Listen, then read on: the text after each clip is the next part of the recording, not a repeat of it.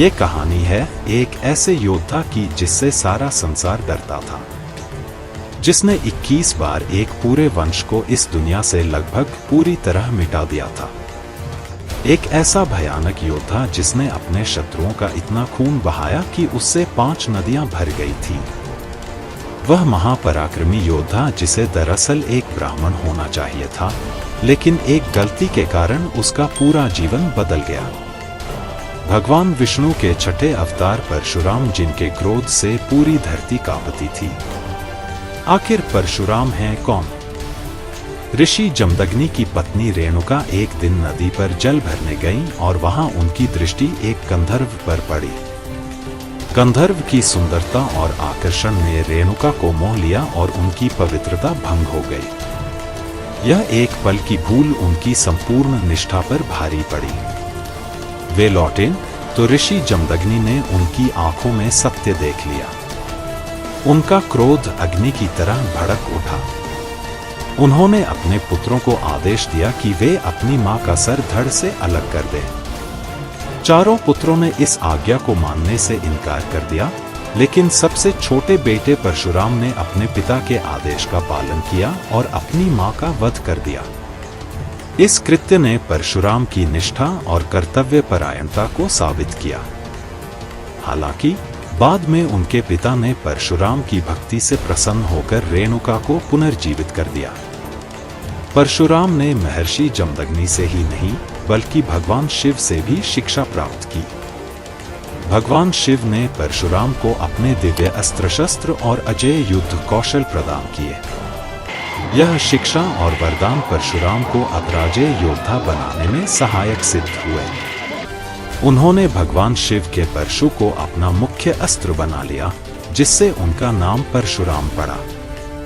माहिष्मति के राजा कार्तवीर्य अर्जुन, जिसे सहस्त्रबाहु कहा जाता था, अपने 1000 भुजाओं के बल पर अपनी शक्ति का दुरुपयोग करने लगा।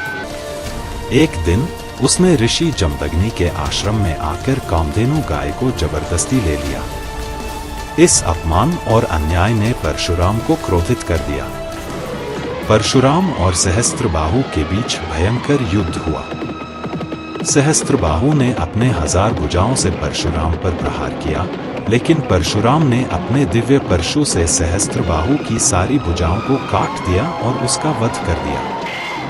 सहस्त्रबाहु के पुत्रों ने छल से ऋषि जमदग्नि का वध कर दिया। जब परशुराम ने अपने पिता की मृत्यु देखी तो उनका क्रोध भड़क उठा और उन्होंने प्रतिज्ञा ली कि वह सहस्त्रबाहु की 21 पीढ़ियों का सर्वनाश करेंगे। उन्होंने अपनी प्रतिज्ञा को पूरा करने के लिए क्षत्रिय वंश को 21 बार समाप्त किया।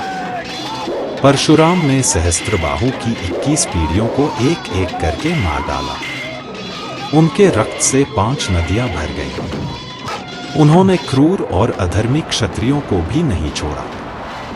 धरती पर उनके क्रोध और प्रतिशोध की गाथा युगों युगों तक गूंजती रही। परशुराम के क्रोध ने पूरी पृथ्वी को हिलाकर रख दिया। उनका हर प्रहार, हर युद्ध एक नए इतिहास का सृजन कर रहा था। सत्यवती और महर्षि रुचिक की कथा में एक अद्भुत मोड़ आया। सत्यवती की मां ने महर्षि रुचिक से एक क्षत्रिय पुत्र की कामना की थी, जबकि सत्यवती ने एक ब्राह्मण पुत्र की इच्छा व्यक्त की थी। रुचिक ने दोनों के लिए अलग अलग प्रसाद तैयार किए, लेकिन गलती से दोनों का प्रसाद बदल गया, जिससे सत्यवती को क्षत्रिय गुणों वाला पुत्र मिला। यह पुत्र जमदग्नि था, जिसने रेणुका से विवाह किया और परशुराम का जन्म हुआ।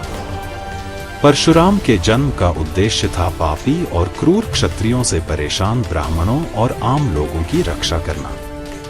उनका जीवन एक महाकाव्य था, जिसमें कर्तव्य, निष्ठा और अदम्य साहस का अद्वितीय संगम था। महाभारत काल में परशुराम का एक और महत्वपूर्ण साक्षात्कार हुआ। कर्ण, जो सूत पुत्र था, ब्राह्मण बनकर परशुराम से शिक्षा प्राप्त करना चाहता था। परशुराम ने उसे ब्रह्मास्त्र और अन्य दिव्यास्त्रों का ज्ञान दिया, लेकिन जब उन्हें कर्ण की वास्तविकता का पता चला तो उन्होंने कर्ण को श्राप दिया कि जब उसे इन अस्त्रों की सबसे अधिक आवश्यकता होगी, तब वह उन्हें भूल जाएगा। परशुराम का जीवन एक योद्धा के रूप में ही नहीं, बल्कि एक गुरु और एक समाज सुधारक के रूप में भी उल्लेखनीय रहा। उन्होंने पापियों का संहार कर धर्म की स्थापना की। उनका जीवन और उनकी गाथा यह संदेश देती है कि कर्तव्य, निष्ठा और सत्य के मार्ग पर चलने वाला कभी हार नहीं मानता। यह थी परशुराम की कथा, जिसमें क्रोध, प्रतिशोध और निष्ठा का अद्वितीय संगम है। उनके जीवन की यह गाथा हमें यह सिखाती है कि निष्ठा और कर्तव्य के मार्ग पर चलने वाले कभी हार नहीं मानते।